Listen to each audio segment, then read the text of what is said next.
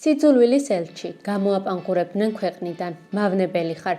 თქვენი აზრით ეს სიტყვები საქებრად გამოიყენეს თუ სალანძღავად?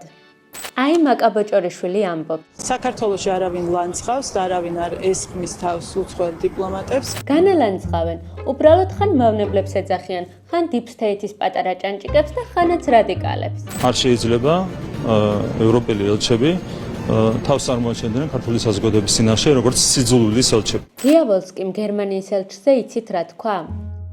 ზუსტად იცის თვითონ, რომ deep state-იც არსებობს და რასაკვირველია არსებობს მართვის გარკვეული სისტემა, რომელშიც თვითონ ჩართულია ერთ-ერთ პატარა ჭანჭიკადო.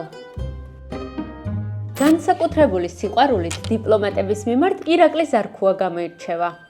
მავნებელი ხარ, თქვენ ქალბატონო ელჩო ყოფილი.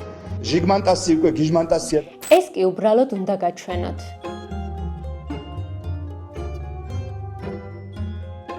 და ბოლოს, კახა კალაძე სიყვარულითა და დიპლომატიით სავსე ამბობს.